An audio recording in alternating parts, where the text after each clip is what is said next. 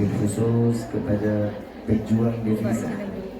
InsyaAllah mudah-mudahan Allah berkahkan rezeki, dipanjangkan umurnya, disehatkan badannya, hajatnya dikabulkan oleh Allah, rumah tangganya sakinah mawaddah, diberikan keturunan yang saleh.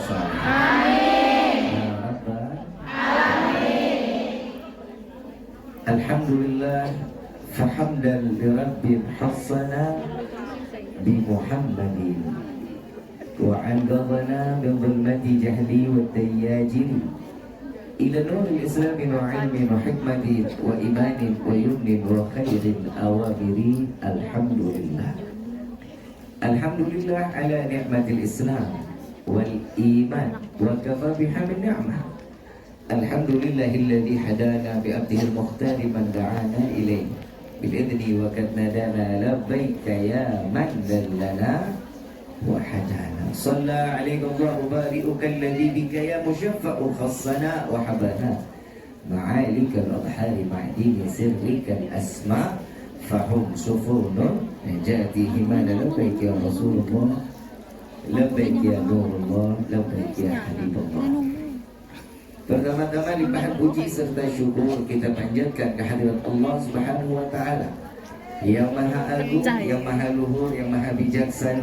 Alhamdulillah, di siang menjelang sore yang penuh dalam keberkahan ini, Allah masih izinkan kita mencicipi dari sekian banyak miliar nikmat Allah berikan kepada kita. Khususnya nikmat Islam, nikmat iman, nikmat sehat dan afiat, nikmat umur yang panjang, ya insyaAllah mudah-mudahan kenikmatan ini tidak Allah hapus sampai ajal menjemput kita. Kita juga minta kepada Allah, apabila Allah tetapkan kita di dalam ajal, Allah matikan kita dalam keadaan husnul khatimah. Dan mudah-mudahan tidak keluar kita dari majlis ini melainkan semua dosa kita diampuni oleh Allah, diganti dengan pahala yang berlimpah, mengabulkan segala hajat dunia maupun akhirat. Amin.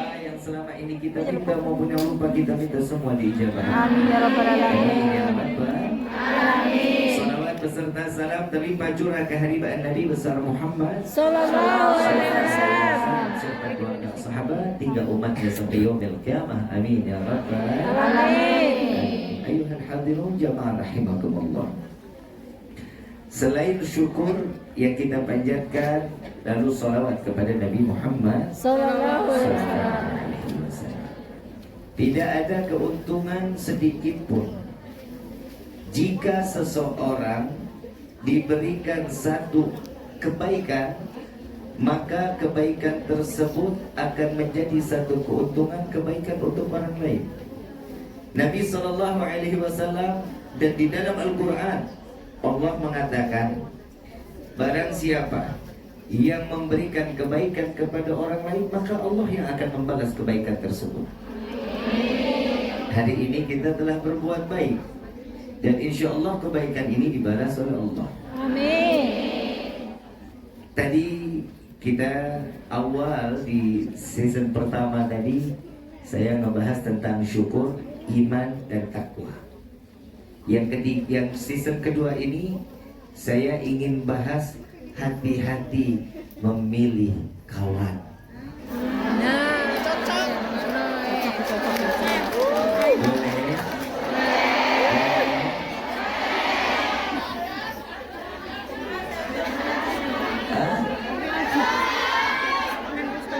Betul ya? Setuju nggak? Kalau setuju saya lanjut, kalau nggak setuju saya tutup doa.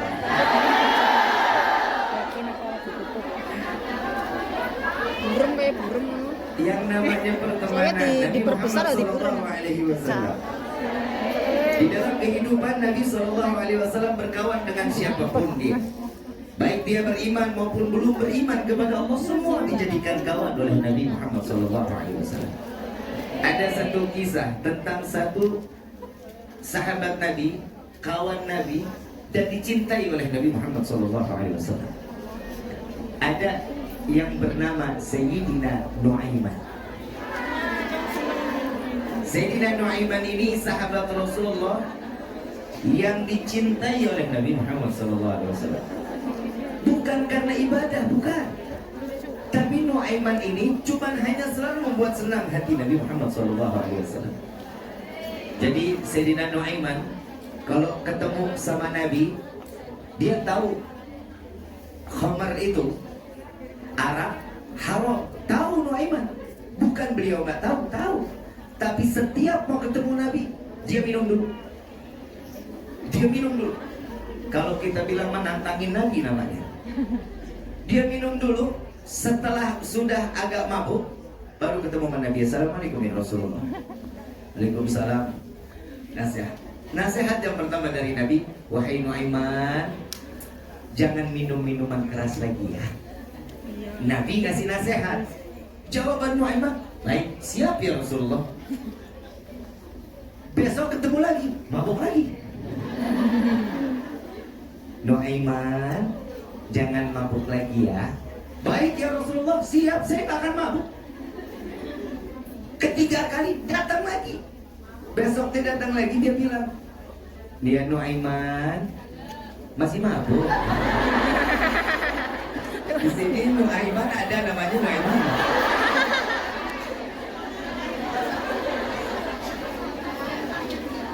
Nuaiman masih mabuk? Enggak ya Rasulullah. Tapi ini kecium baunya kau habis minum minuman yang haram. Maafkan saya ya Rasulullah. Saya berbuat seperti ini, saya ingin ditegur menerus oleh kamu. Apa jawaban Nabi? Wahai sahabatku, jika masih ngelihat Nuaiman mabuk, tolong dicambuk. Ada ulama yang mengatakan juga, ada riwayat ini, jika ngelihat Nuaiman masih mabuk, bunuh Nuaiman gak apa-apa. Jadi mulai dari situ Nuaiman kapok. Itu cara sahabat Nabi ingin mencari satu perhatian dari Nabi Muhammad SAW. Mereka gampang, kenapa? Karena melihat Nabi Muhammad SAW. Karena melihat secara langsung, zahir dilihat, antara batin ketemu batin, berjumpa dengan Rasulullah. Ada lagi yang lebih parah. Nuaiman lewat, ada tamu Rasulullah dari Romawi. Tamu Rasulullah dari Romawi ini bawa untanya keker-keker, gagah-gagah. Tahu keker ya? Gagah banget kayak saya. Kata mama saya. Saya juga. Yang ngejaga unta panglima Sayyidina Umar bin Khattab dan Sayyidina Ali karamallahu wajhah. Kenapa Sayyidina Ali dikatakan karamallahu wajhah, wajah yang dimuliakan oleh Allah? Karena beliau Sayyidina Ali tidak pernah memandang kemaluannya sendiri. Mukanya dijaga, matanya dijaga, nggak pernah melihat kemaluan sendiri. Kalau kita kan beda. Maaf, saya nggak bukan ngomong kotor. Kita buang kotoran aja masih nengok. Jadi kalau ada orang yang tanya, Bib, tanda-tanda ikhlas bagaimana sih untuk jadi orang ikhlas?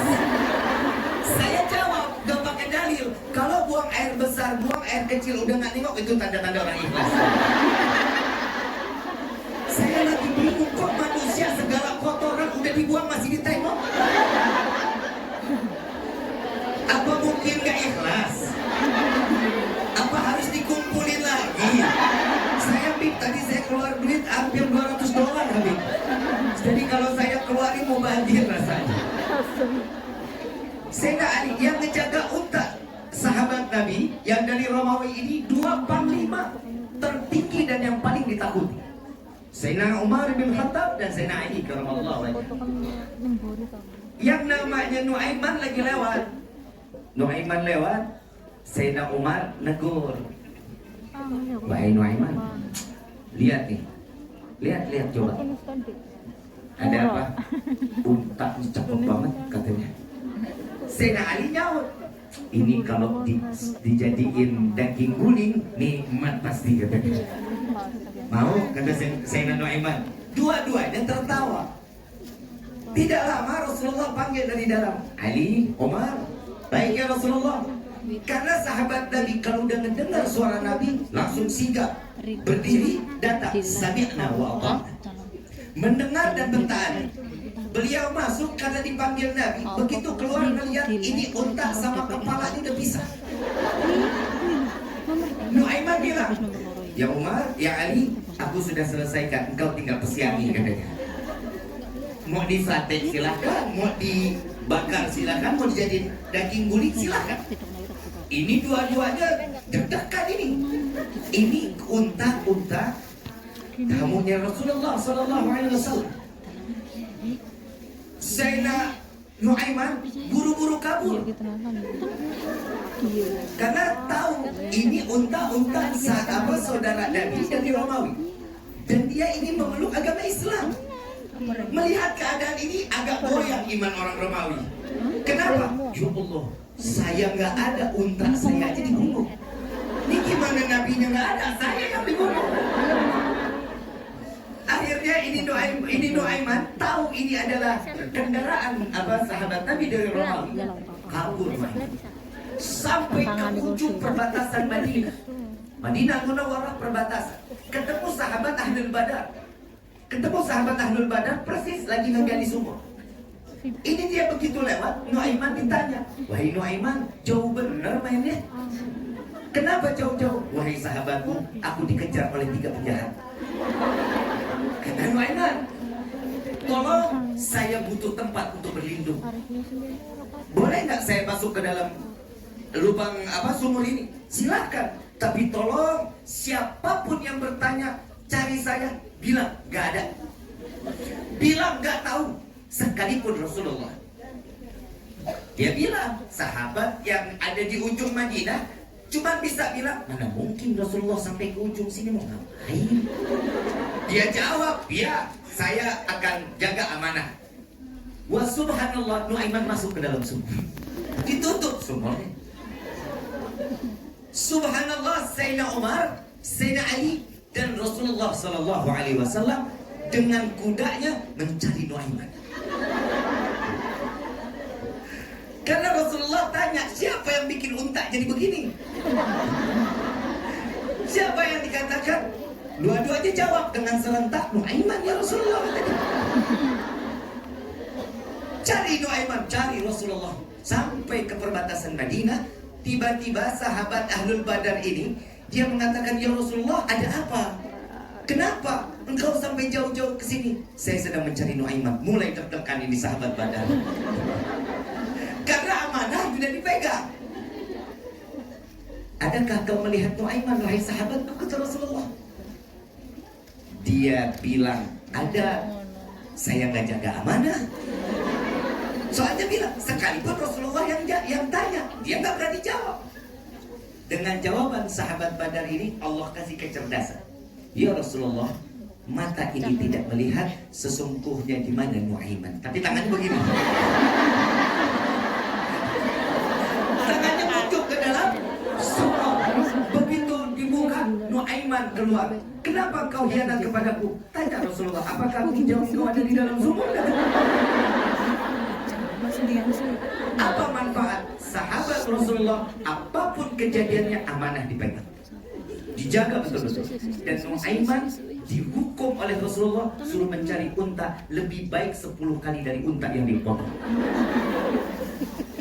Sahabat Nabi masih tetap dapat hukuman dari Rasulullah, walaupun dia membahagiakan Nabi Muhammad Sallallahu Alaihi Wasallam.